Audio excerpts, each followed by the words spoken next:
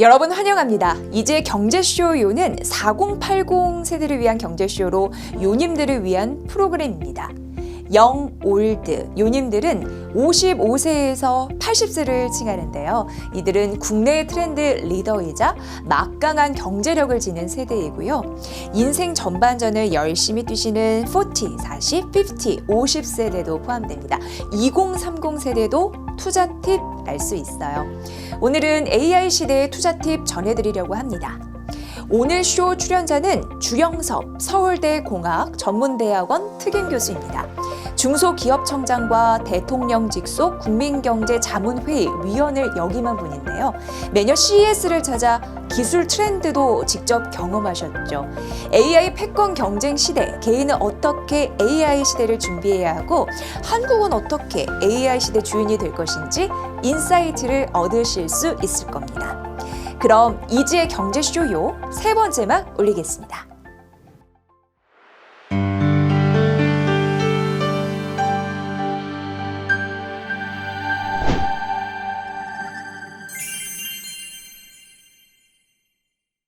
이제 AI는 거스를 수 없는 대세가 된 것 같습니다. 교수님, 네. 우리는 이제 운명의 배를 탄 것 같습니다. 네. AI 시대라고 할 수 있는데 맞습니다. 어떨 때 그걸 가장 실감하시나요?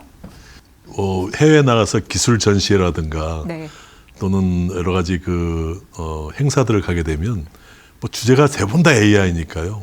이제는 AI 빼고는 아무것도 얘기를 못하는 그런 시대가 되는 것 같아요. 그리고 또 요즘 잘 아시는 대로 뭐 신문지상이나 뭐 특히 기업들을 하고 얘기하다 보면 AI를 어떻게 대응할 거냐 하는 거가 가장 큰 화두여서 요즘은 정말 어딜 가든 AI가 실감납니다.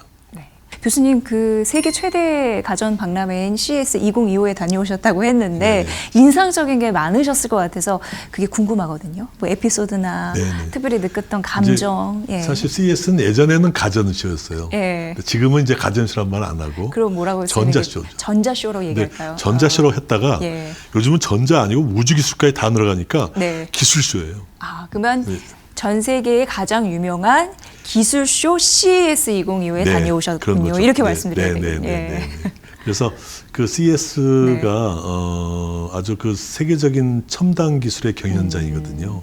그래서 물론 이제 많은 분들이 또 가봤더니 뭐 예를 들면 이 구글도 없고 아마존도 없고 뭐 애플도 안 나오고 뭐 자동차 같은 테슬라도 안 나오고 뭐 이제는 옛날에 그 소위 다 리더들이 다 나온 줄 알았더니 많이 안 나오더라 하는 얘기들 많이 또 하시는데요. 실제 맞고요. 그러니까 이제 근데 그분들이 참여를 안 하는 게 아니에요. 그럼요. 그분들은 와서 전부 다 기술 동향을 파악하는 데 열중합니다. 파악하러는 오셨군요. 그러니까 그리고 또 재밌는 게 일반인들이 못 보는 곳이 있어요. 그게 뭘까요? 그러니까 이제는 좀 기술을 노출시키기가 좀 어려운 게 있기 때문에 그 CES에 그 아주 공개적으로 하는 전시장이 있고 그 옆에 호텔이 많잖아요. 호텔의 일부를 방을 프라이빗하게 빌려가지고 그 일부 그 자기네 고객들만 초대해서 고객한테만 보여줍니다. 굉장히 스페셜한 룸이 있는 거네요. 사실 이미 이제 우리나라 삼성전자나 LG전자 같은 경우도 그런 방을 운영해요. 예를 들면 그래서 그 고객들한테만 하고 그래서 그런 회사들이 지금 늘고 있고요.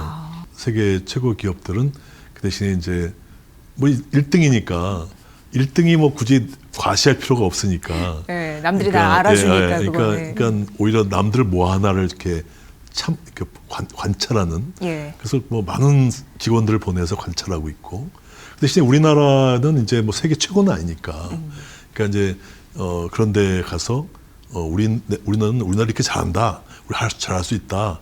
우리 기술 많이 보여줘야죠. 그래도 한편으로 굉장히 반가운 소식이 있는 게 기술력이 있으니까 많은 업체가 참가한 것이 아닌가라는 생각도 들고 혁신상도 좀 두루 받았잖아요. 그런 부분에서도 많이 발전했나 이런 생각도 들곤 하더라고요. 맞습니다. 그러니까 지금 뭐 올해 같은 경우도 한 4,500개 기업이 나왔거든요. 전체. 근데 뭐 한국만 있더라는 이제 사실은 아닌 게 우리나라 한 1,000여 개 나왔고요. 1,030개 정도 나왔고 이제 한 1,500여 개가 이제 미국 기업이고 한 1,340개 정도가 이제 중국 기업이고 우리나라 세 번째죠. 그래서 근데 이제 과거에 비하면 엄청나게 많이 나온 거거든요. 네. 과거에는 뭐 한 300개 정도 나가던 시절부터 작년 같은 경우는 한 770개 정도 기업이 나왔었는데 올해는 뭐 한 거의 50% 늘어난 거죠. 그 가운데 특히 괄목할 만한 거는 스타트업 기업들이 거의 한 650개가 나왔습니다. 네. 그래서 이제 스타트업 기업들도 이제 국내에만 안주하지 않고 이제 해외 시장을 녹화하는 그런 면에서는 대단히 아주 긍정적이라고 보여지고요. 이번에도 혁신상이 거의 그 시점마다 숫자가 다른데요. 거의 한 460개 정도의 그 혁신상을 줬고 그 가운데 거의 반, 거의 예. 48%를 한국 기업이 받았어요. 거의 뭐 싹쓸이 했다고 네네. 해도 그러다 보니까 과언이 이제 아닌, 뭐 거의 대한민국이 판이다 이런 얘기가 나왔었고 사실 혁신상보다 더 중요한 거는 최고 혁신상이라는 게 있거든요. 그러니까 혁신상 중에서 이제 베스트 오브 이노베이션이라고 하는 그 베스트 오브 베스트가 이제 되는 건데 거기에도 34개 기업이 전 세계에서 받았는데요. 우리나라가 15개를 받았습니다. 물론 그 중에 삼성전자가 4개, LG전자가 3개를 받았으니까 회사 수로 보면 삼성, LG 빼면 7개가 되겠고요. 근데 이제 하여튼 그렇게 이제 그 혁신상, 세계수상을 많이 받은 거는 굉장히 고무적인 거죠. 그래서 과거에는 사실 우리나라가 그렇게 많이 못 받았습니다. 정말 중요한 거는 네. 그렇다고 대한민국이 세계 혁신을 주도하고 있다. 세계 혁신을 일부 매체에서 세계 혁신을 요새 흔히 쓰는 말로 씹어 먹었다. 이런 표현을 요새 젊은 층들이 많이 쓰니까 그런 용어를 써가면서까지 전 세계를 그냥 많이 우리가 주도하고 있다는 표현을 쓰는 거는 대단히 위험하다. 그건 실제 사실과는 좀 다를 수 있다는 걸 유념해야 됩니다. 왜냐하면 그 CS를 상을 주는 방식이 4,500개 기업들에 나온 출품한 것들을 수만 개가 되겠죠. 그걸 다 리뷰해가지고 주는 거라면 굉장히 의미가 있는 건데 그게 아니라 8월 말까지 내년 1월 달에 이제 그 CES를 했는데 4월 말까지 내년 CES에서 혁신상을 받고 있습니다 하고 어플라이를 하는 기업에서 골라요. 아, 그래요? 네. 그리고 어플라이가 공짜가 아닙니다. 1,000불을 내야 돼요. 그러면 보통 한 3,000여 개 정도 어플라이를 하니까 그러니까 수만 개 제품 가운데서 일부 기품만 하는 거고 사실은 CS를 주관하는 CTA 입장에서는 3,000개면 300만 불이 들어오는 거니까 좋은 수입원이죠. 그런 비하인드 스토리가 있었는데. 근데 이제 그러면서 또 그 다음에 그거를 주로 실물을 보고 할 수 있는 시간적 여유가 없기 때문에 주로 다 서류 심사를 합니다. 그러다 보니까 그런 면에서 조금 이제 준비를 잘하냐 못하냐에 따라 달려 있고 그래서 그런 상황이기 때문에 그리고 그다음에 또 아까 말씀드렸던 대로 세계 최고의 회사들은 굳이 거기 나가서 혁신상을 받아야 될 필요가 없잖아요. 없으니까. 그렇기 때문에 안 나옵니다. 그러니까 아주 우리로 따지면 메이저리그에서 우리가 상을 많이 받은 것이 사실상 아니기 때문에 우리가 자신감은 갖되 그 대신에 그걸 가지고 세계를 혁신을 주도하고 있다 이렇게 과신하는 거는 대단히 위험하다는 생각입니다. 거기서 가장 인상 깊게 남았던 장면이나 말이 있다면 뭐가 있을지 궁금합니다. AI자가 안 들어간 게 없을 정도로 AI 판이었어요. 그래서 그거는 이제 공통점이고 아주 과거보다 훨씬 더 임프레시브한 건데 여기서 우리가 아까 했지만 간과해서는 안 되는 일은 뭐냐면 저는 이제 CS에 사실 한 20번 넘게 간 것 같거든요. 그러니까 제가 처음 간 게 40년 전에 처음 갔어요. 아까 얘기한 가전쇼일 때 제가 대우전자에서 근무를 할 때 그때 이제 처음 가서 그때 가전쇼 할 때 갔고 그 다음에 이제 가전을 넘어서 이제 디지털 전자 그다음에 우주쇼까지 AI 물론이고 확대되는 과정에서 자동차가 또 중요한 또 아이템이 됐고 그 과정에서 제가 이렇게 그 몸담았던 기업들이 다 그런 데를 다 전부 다 하다 보니까 네네네. 그냥 거의 이제 뭐 적어도 2년에 한 번씩은 간 거죠. 그래서 요즘 같은 건 거의 매년 가고 어떤 때는 뭐 제가 정부 일할 때는 이제 못 가고 네. 이렇게 해서 한 20번은 최소 20번 넘게 간 것 같아요. 제가 세보지는 않았지만. 거의 CS 박사님이시죠. 네, 그러다 보니까 네. 그 흐름이 보이잖아요. 예. 그러니까 항상 이제 뭐가 이렇게 그 CS가 추구하는 바가 있어요, 분명하게. 근데 이제 과거에 추구했던 거는 다 기술 중심이었습니다. 무슨 기술이 뭐 이렇게 뜨느냐 이런 개념이었죠. 근데 아까 말씀드린 팬데믹, 소위 코로나 팬데믹을 겪으면서 그 거의 뭐 온라인 못 열리고 21년은 온라인을 열렸었고 22년은 뭐 하이브리드로 이렇게 온오프로 아주 반쪽짜리였고 제대로 다시 열린 게 23년이었거든요. 그런데 23년에 CES, 그 2년 전이죠. 2년 전 CES에서 굉장히 그 엄청난 CES의 변화를 보았습니다. 네. 뭐 처음 가신 분들은 잘 안 느껴졌겠지만 뭐 저는 계속 가다 보니까 너무나 확연하게 느꼈던 게 CES가 기술 중심에서 아까 얘기한 목적 중심으로 바뀐 거예요.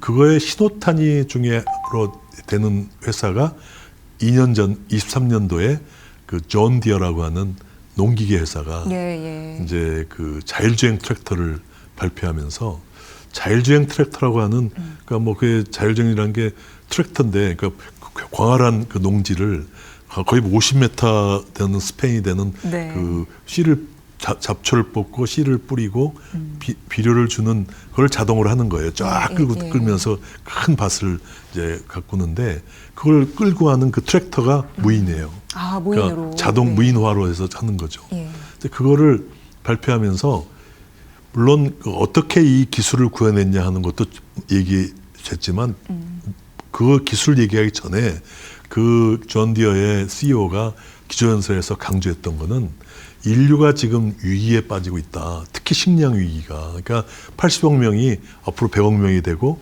또 기후 변화 때문에 농업 생산성이 떨어지게 되면 인류는 필연적으로 식량 위기가 올 수밖에 없고 이 식량 위기를 해결하려면 우리 존 디어 같은 회사가 자기들이 기술혁명을 농업 기술혁명을 통해서 이 인류를 기아에서 구하겠다. 근데 그 첫 번째 예가 이겁니다. 이거 뭐 자율주행 트랙터는 밤낮을 가리지 않고 할 수 있으니까 생산 혁신에도 그렇죠. 굉장히 생산성을 농업 생산성을 대폭 올려서 인류를 굶지 않게 하겠다 이렇게 한 거예요. 그러니까 그 비슷한 시기에 BMW는 자율주행 자동차를 발표를 했는데 거기다가 색깔까지 바꿔요. 뭐 이 전자잉크라는 걸 써서 빨간색이 됐다가 파란색이 됐다 버튼만 누르면 그런 자동차가서 굉장히 그 신기하니까 인기를 끌었는데 막상 그 보고 나면 이거 어디다 쓰지? 이 기술은 무엇을 위한 기술이지? 그런 거에 대한 이제 회의가 들어가는 거죠. 그러니까 뭐 좀 색깔 바꾸는 거 어디다 쓰지? 또 자율주행 뭐 이제 앞으로 도시를 새로 재설계해서 막 2시간씩 차를 타고 가야 되나? 뭐 15분 도시 만들면 뭐 쉽게 얘기해서 오토바이 타고 다녀도 되는데 또는 뭐 굳이 자동차에서 잠을 자야 되나? 뭐 이런 식의 이제 그 인류의 본연적인 문제하고 그 난제라고 보기가 어려운 거잖아요. 그러다 보니까 그쪽의 그 목적은 이쪽 존 디어의 목적에 비교할 바가 못 되는 거죠. 그러네요. 근데 기술만 보면 이 BMW의 자율주행차가 훨씬 고난도죠. 도심에서 이 자율주행 하려면 벌써 센서, 뭐 인공지능, 그 안에 인공지능이 핵심인데 뭐 액추에이터, 뭐 모든 그 전반적인 그 기술이 농기계보다는 몇 수 위거든요.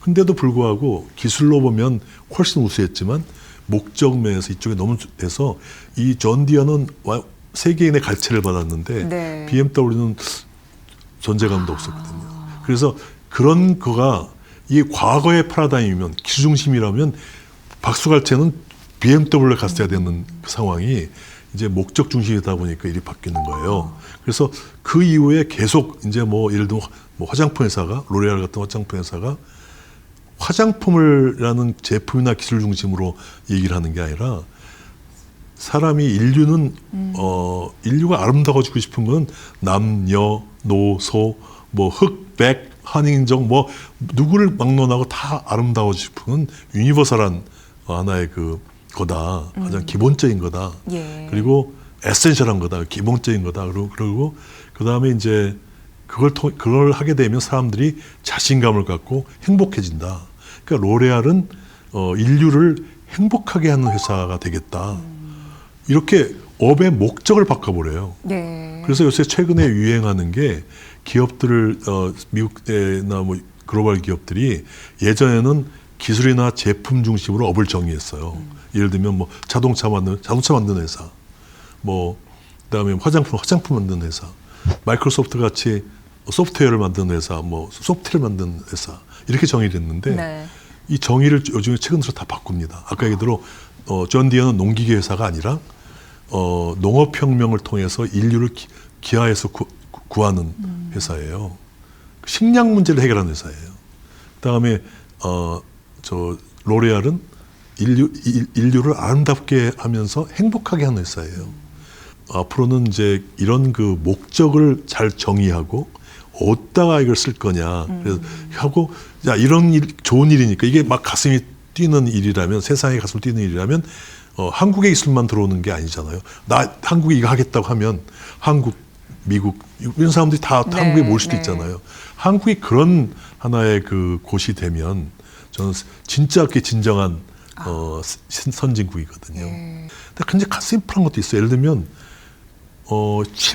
침을 이렇게 숟갈은 아니고 이건 뭐 이렇게 이런 걸 갖다 입에다 물면 네, 네. 침을 분석해요. 요 놈이 안으로 들어가 갖고 분석을 해서 네. 침 안에 있는 호르몬 레벨을 분석합니다. 근데 침의 안에 호르몬 레벨을 분석하는 게 가능하대요. 근데 예. 그게 이제 어떤 특정한 호르몬 중에 특히 이번에 나온 그 호르몬 회사는 그 측정 회사는 코티솔이라고 하는 그 스트레스 호르몬을 측정을 한 거예요. 그래서 그 침을 분석해 갖고 스트레스 레벨이 높으냐 낮으냐를 측정해요.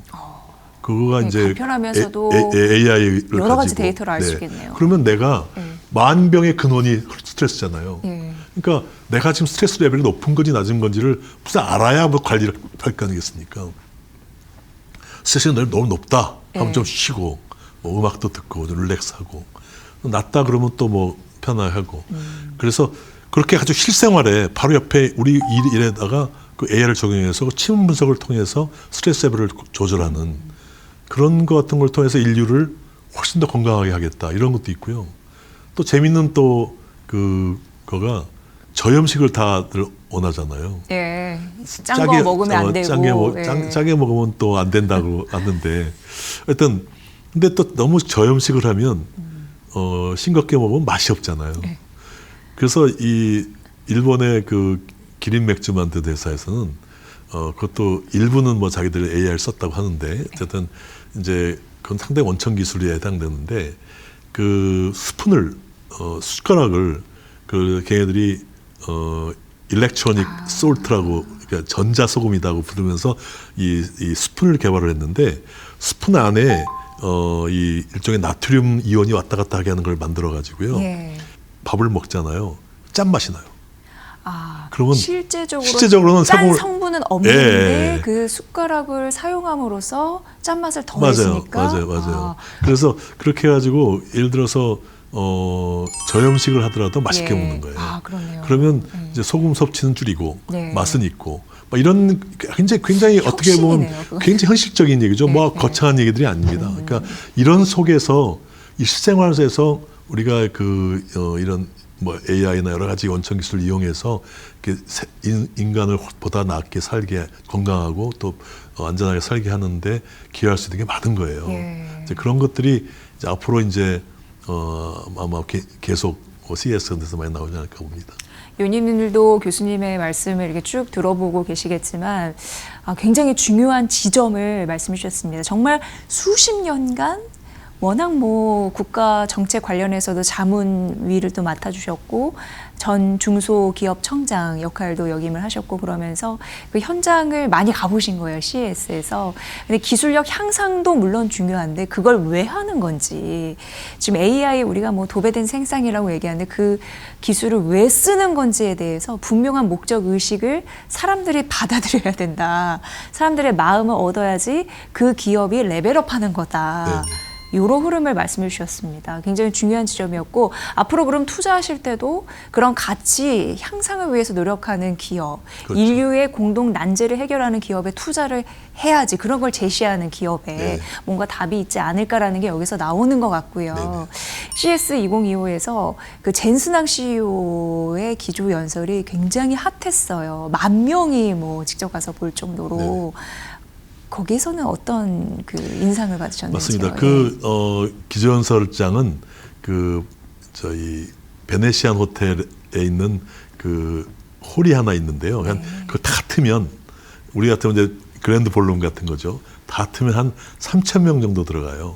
거기서 많이 합니다. 주로. 그것도 꽤 큰 곳이죠. 3,000명이니까. 이번엔 거기서 안 한 거예요? 예, 근데 거기를 CES의 그 주관 기관이 처음부터 거기를 안 정했어요.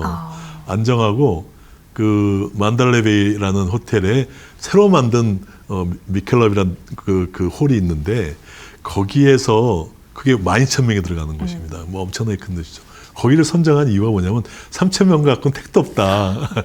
근데 실제로 그 사람들이 예상대로 12,000명이 못 들어간 사람이 12,000명을 수용함에도 불구하고 못 들어간 사람이 많을 정도로 정말 관심이 아주 폭발적이었고요. 대한민국의 미래 전략하고 굉장히 연관성이 높은 얘기들을 많이 했습니다. 미국의 난다긴다 하는 빅테크들이 다 지금 이제 AI 쪽을 들어오고 있는데, 그런 과정에 그 AI에 대한 플랫폼들을 사업하는데 그걸 다 공통으로 쓰고 있는 게 GPU인 거예요. 그러니까 엔비디아는 어떻게 보면 제일 밑에 있지만 영향력은 제일 센 거예요. GPU의 생태계를 장악을 이미 한 거니까. 그러니까 엔비디아의 GPU를 만드는 회사는 엔비디아만 있는 건 아닙니다. AMD라는 회사도 있고 한데 이미 GPU를 써서 개발하는 개발 생태계 개발자들이 엔비디아가 갖고 있는 개발 체제를, 개발 환경을 너무 익숙해져 가지고 쿠다라고 하는, 잘 아시네요. 쿠다라고 하는 그 생태계에 완전히 그냥 락킹이 돼 있어 갖고 다른 방법론을 쓰질 않는 거예요. 그러다 보니까 결국은 엔비디아의 시장 점유율이 거의 뭐 80% 90%까지 올라가는 이유가 그겁니다. 그래서 근데 지금 가만히 보십시오. 보면 오픈 AI가 돈을 버나요? 챗GPT를 만들고 있는 오픈 AI 돈 엄청 쓰고 있거든요.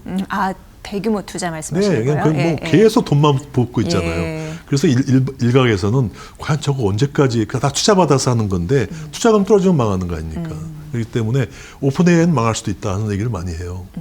뭐 구글도 뭐 다 전부 다 마찬가지입니다. 지금 AI 플랫폼 사업을 해가지고 뭐 그게 뭐 학습적이든 뭐 추론적이든 해가지고 지금 돈을 벌고 있는 회사는 없거든요. 근데 어디만 돈 벌겠냐? 엔비디아만 돈을 버는 거예요. 엔비디아는 뭐 사실상 영업 이익률이 뭐 그냥 50% 넘을 정도로 아주 뭐 강력하잖아요. 그러니까 그래서 실질적으로 지금 생태계로 보면 엔비디아가 돈으로 보면 진짜 뭐 다 쓸고 있는 건데, 이게 이제 뭐 대부분 지금 다 오픈 AI든 제미나이든 저 구글이든 뭐 이 메타든 전부 이제 지금 현재는 그 뭐 수십만 개 거의 뭐 이상의 그 GPU를 바탕으로 해서 하고 있는 AI 데이터 센터를 중심으로 하고 있거든요. 그러니까 소위 클라우드 기반으로 하고 있거든요. 그러니까 이쪽에서는 이미 이제 아까 했지만 뭐 미국 다 합치면 100만 개 넘는 그런 그 GPU들이 계속 또 소요가 되는 그 속에 있기 때문에 거기에 지금 대한민국이 도전장을 내기에는 이제 굉장히 좀 늦었어요. 그 이상의 뭐 수천 조를 넣어야 이제 따라갈 수 있는 거니, 우리가 그럴 수 있는 여력이 있는 건 아니고. 그래서 지금 우리나라 전체적으로 수준을 보면 미국이 탑이고 중국이 한 7, 80% 따라가고 있다고 보고 있고, 그 다음에 이제 평가하는 데에 따라 뭐 지표라는 게 좀 다르겠지만 거의 20, 30점 레벨에 네. 그러니까 3위 그룹이 거기서 도토리 키재기예요. 뭐 싱가포르이 3위고 뭐 영국이 4위고 뭐 이런 식으로 이렇게 대한민국 6위고 하지만 3위에서부터 한 7, 8위까지의 간격이 얼마 안 되는 그냥 3위 그룹이라고 얘기하면 되는 거죠. 그러니까 그런 정도의 지금 수준에 있는데 이게 우리가 뭐 중국하고 미국을 압도할 만큼 하기에는 클라우드 분야에서는 어렵습니다. 그래서 엔비디아의 그런 자신감을 그쪽에서 지배자로서의 자신감을 이제 저희 그 젠슨 왕은 딱 표현하면서 충격적인 얘기했대. 거기까지는 뭐 우리가 지금 현재는 지금 인정인데 물론 거기에서도 우리가 이제 뭐 길은 찾아야죠.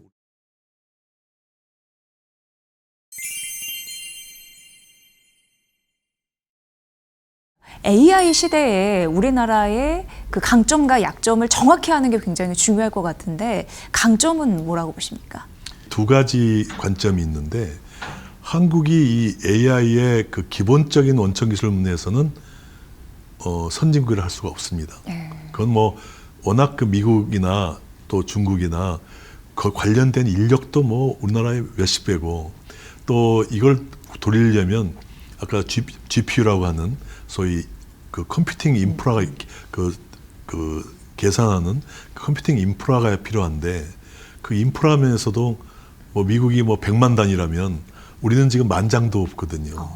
그러니까 그런 식으로 거긴 100만 대군인데. 네, 우리는 100만 대군이면 우리는 우리 몇천 개밖에 만 기병도 안 돼. 기병으로 따지면 100만 기병이 있고 우리는 5,000 기병이 있다는 거죠. 그래서 그렇기 때문에 실적으로 인력이나 인프라나 뭐 그 AI에 투자하는 투자 규모나 뭐 이런 게 사실상 거의 뭐 상대가 되지 않기 때문에 그런 면에서 전면적으로 그 원천 기술에서 경쟁하는 거는 어렵다.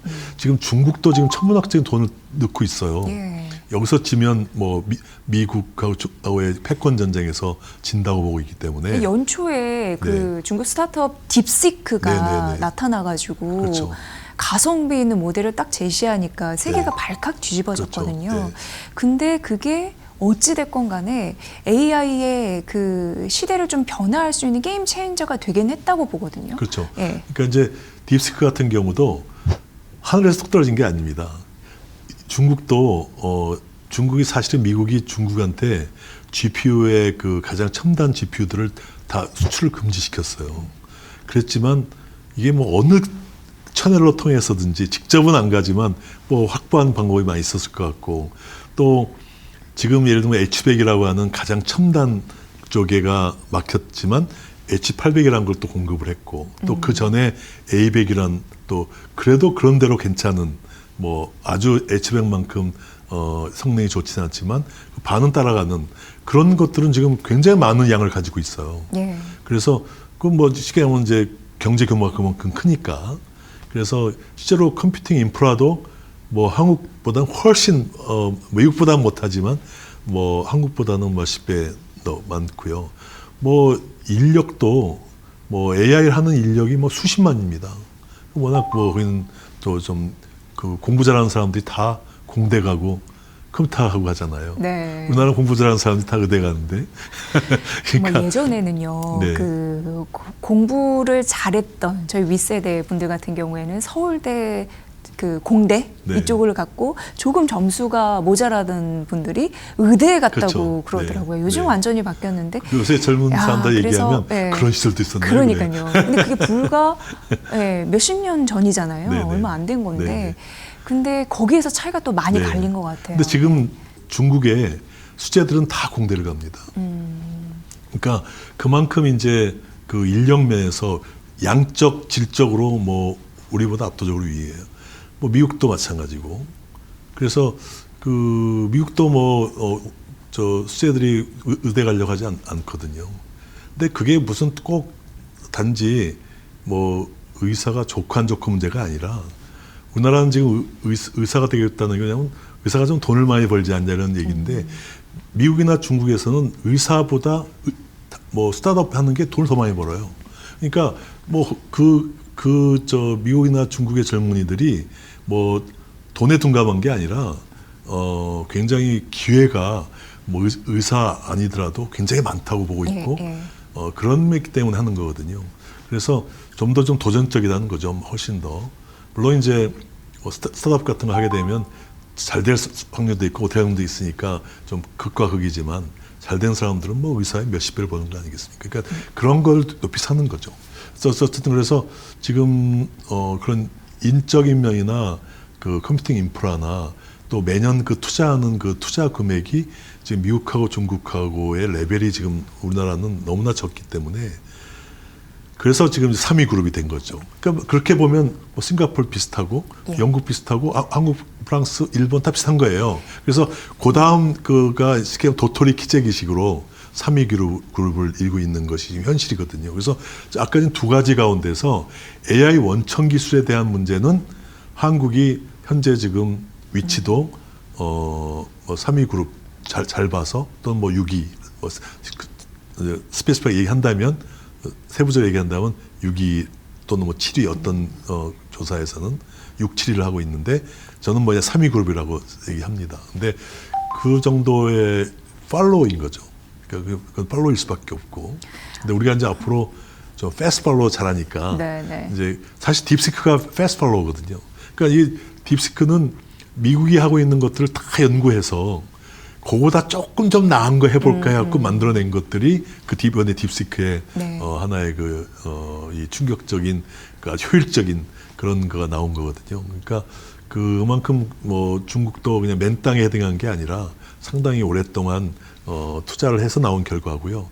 그렇지만 딥시크가 나왔다고 해서 이제 물론 딥시크가 가장 기여한 거는 나만 가지고 있고 소스 코드를 공개하지 않고 내가 갖고 있으면서 남들 그냥 쓰세요. 돈 내고 다 쓰게 해줄게요. 이렇게 하면 장사하려고 했는데 딥시크는 이번에 그런 과정에서 그냥 오픈 소스이면서 또 오픈해버렸어요. 아예 그냥 저희 그 모델의 파라미터라는 모델 파라미터를 다 공개해가지고 AI 모델을 만들 수 있는 거예요. 그러니까 그래서 이제 흔히들 얘기하는 게 딥시크가 AI 민주화를 만들었다.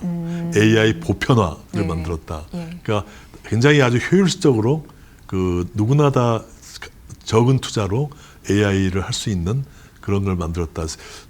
뭐 오래간만에 중국 회사가 세상을 인류를 위해서 좋은 일을 했다. 뭐 이런 얘기까지 나올 정도로 이게 그 핵죠. 근데 그렇지만 그것 중요한 거는 그것도 우리가 한국 우리 국민들이 굉장히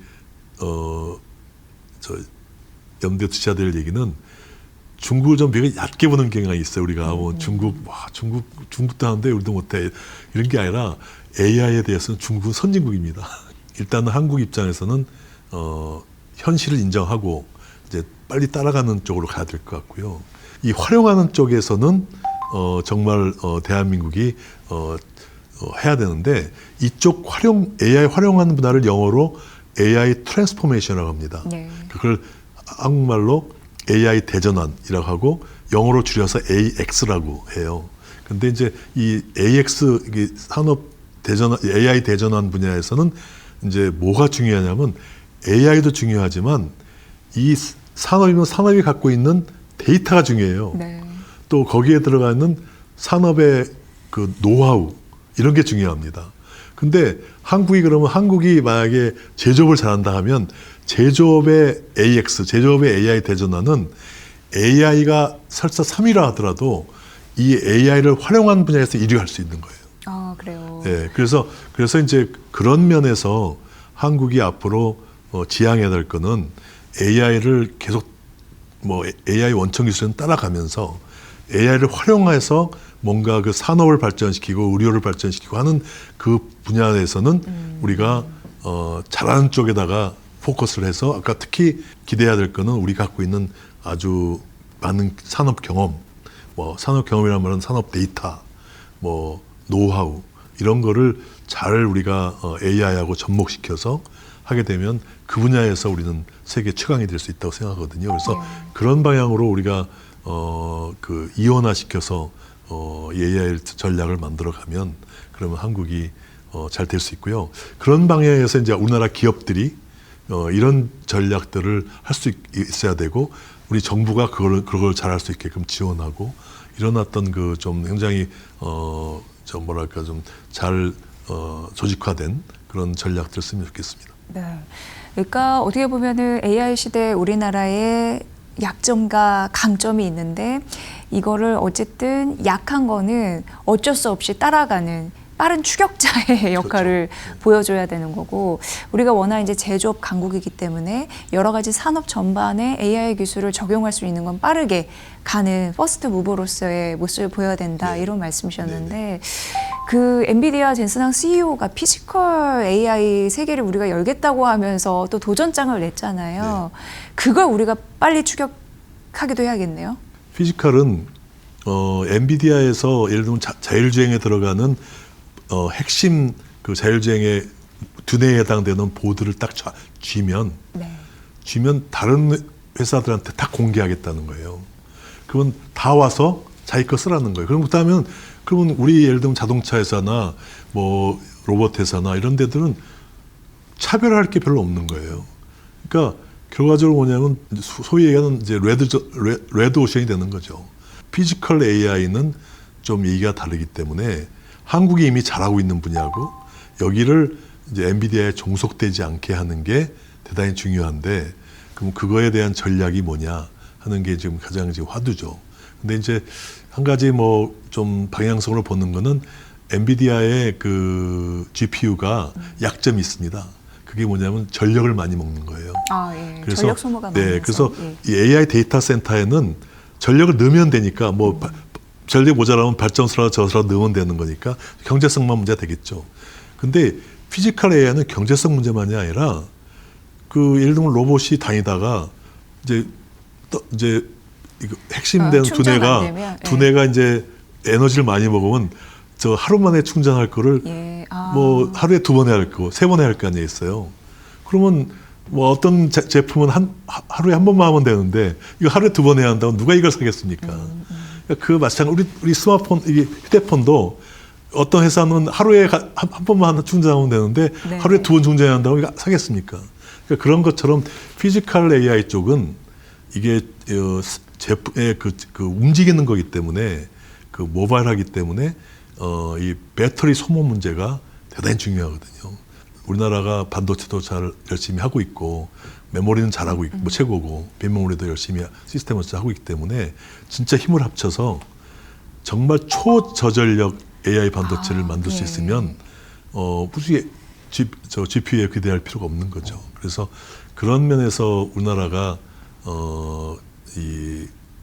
그런 반도체를 개발하기 성공하면 그러면 저는 한국이 이 피지컬 AI의 지도자가 될 거라고 생각해요. 그래서 그런 면에 대한 이제 국가 전략이 지금 필요한 시기죠. 그러니까 초전력 반도체 AI 기술 이거를 쟁취하는 국가가 이 AI 강국으로 우뚝 설 수 있는 힘이 있을 것 같네요. 그래서 예를 들면 뭐 스마트폰 같은 경우도 뭐 아이폰이 다 지배하지 않잖아요. 안드로이드 같은 경우에 또 비아이폰이 모여가지고 또 하나의 또 세력을 만들듯이 새로운 그 생태계에 한국이 최고의 기여자나 지도자가 됐으면 좋겠다 하는 생각을 합니다. 네.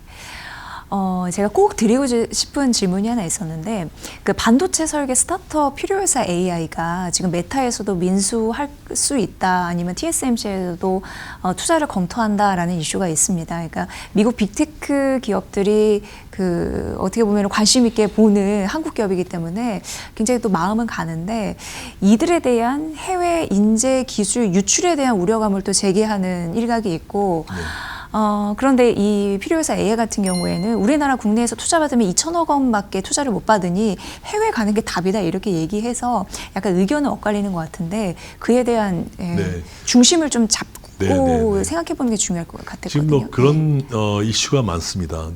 특히 이제 우리 한국 기업이 해외 기업이 투자를 하면 이게 국가적으로 손실이냐 이익이냐 하는 문제죠. 그다음에 또 한국에 있는 인재들이 미국 회사에 가면 이게 브레인 드레인이다. 그래서 소위 얘기해서 두뇌 유출이다. 이렇게 얘기하는데 이게 그러면 손실이냐 뭐 손실이 아니냐 뭐 이런 얘기들이 이제 많이 있잖아요. 근데 많이 있는데 당연히 단기적으로는 손실이죠. 단기적으로는 당연히 필요해서도 한국 기업이면 더 좋고 우리나라의 좋은 엔지니어들이 한국에 머무르면 더 좋죠. 단기적으로는 좋은데 중장기로 보면 또 얘가 달라집니다.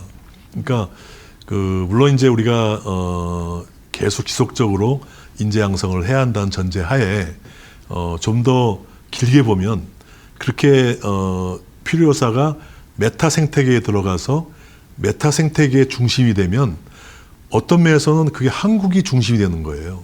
메타 같은 경우는 요새 뭘 잘하냐면 공간 컴퓨팅을 잘하거든요. 메타가 주목받는 이유 중에 하나는 페이스북만이 아니라 저희 오큘러스라고 하는 그 VR 그거가 사실 이제 앞으로 미래 메타버스까지 연결되면서 그 하나의 이제 지금까지는 스마트폰이 사람들의 어떤 접점이었는데 이제는 VR이나 AR이 지금 AR 안경이잖아요. 스마트 안경이나 VR이 접점이 될 수 있다.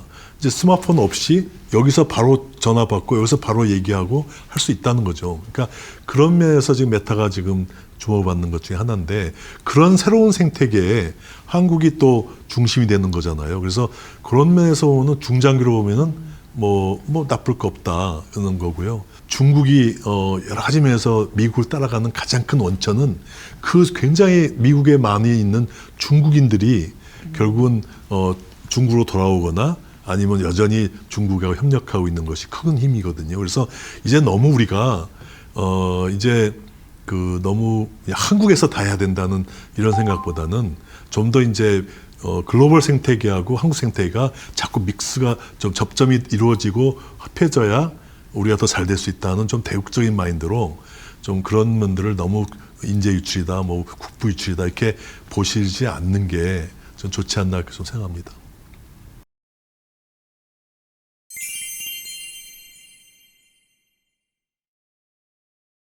앞으로 AI를 잘 쓰는 사람과 못 쓰는 사람으로 크게 나뉘고 그게 인생에 큰 영향을 미칠 것 같은데 어떻게 공부하고 활용하면 좋을지 구체적인 방법을 좀 알려주시면 좋을 것 같습니다. 사실 왕도는 없고요. 네.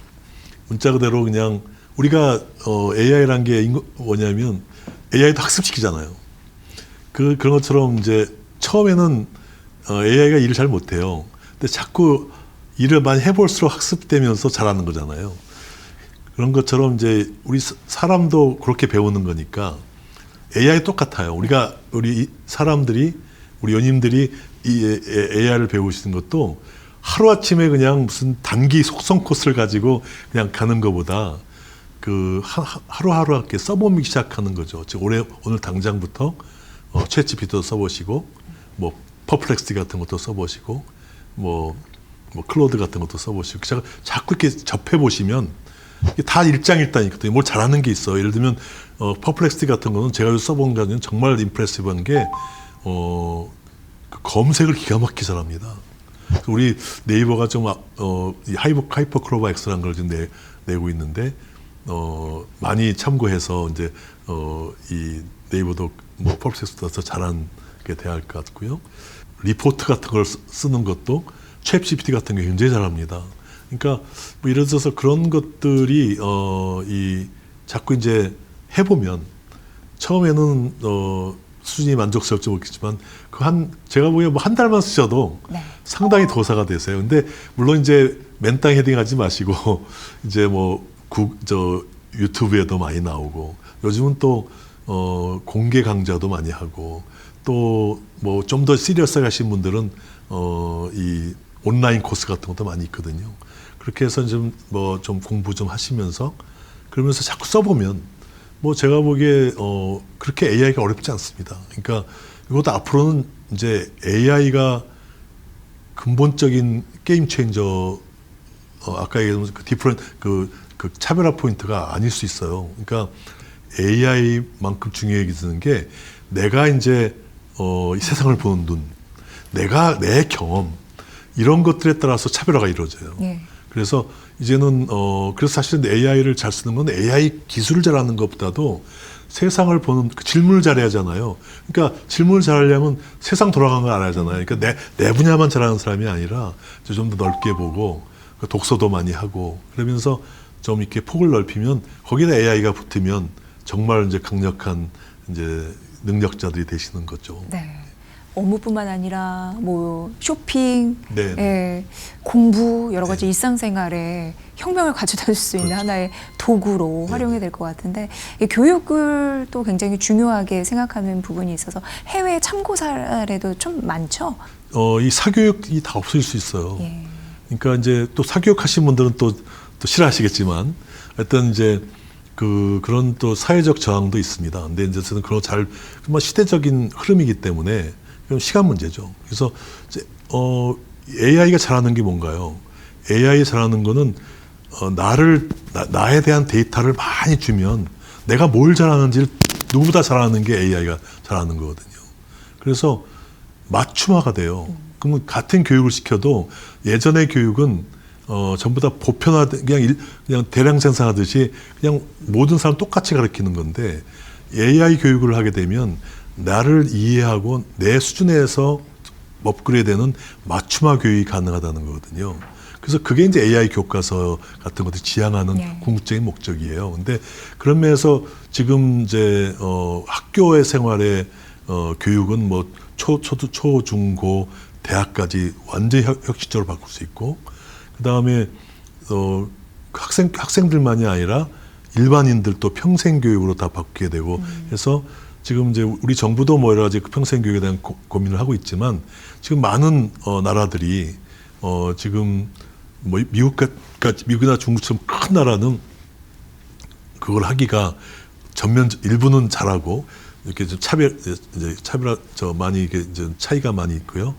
뭐 예를 들어서 핀란드라든가 뭐 디지털 잘하는 나라들, 네. 뭐 이런 나라들은 DX 국가들. 네네 네. 그런 나라들은 벌써 이미 뭐 전 국민의 재교육, AI 재교육 같은 걸 좀 착수했고 독일 같은 경우도 지금 전 국민 재교육을 굉장히 지금 중요한 타표로 생각하고 있고요. 그래서 앞으로 우리나라도 이제 빠른 시간 내로 우리도 교육으로 잘 된 나라잖아요. 사실 한국의 한강의 기적의 원인이 뭐냐고 제가 항상 이제 많은 외국 분들이 와서 얘기할 때 그 얘기 해달라고 많이 하는데 그 중에 여러 가지 있지만 가장 중요한 건 교육이거든요. 예. 그러니까 결국은 우리 자식 세대는 나보다 더 좋은 나라에 살게 하고 싶다는 그 부모들의 희생 속에 이루어진 교육.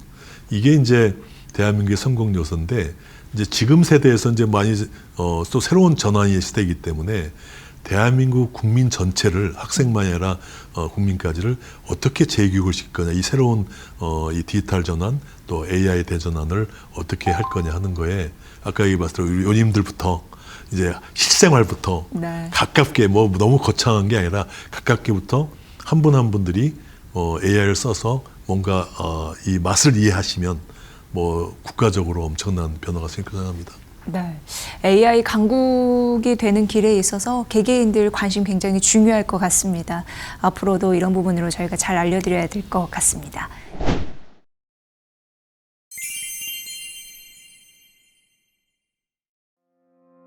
이지의 경제쇼 요 세 번째 쇼 즐겁게 보셨나요?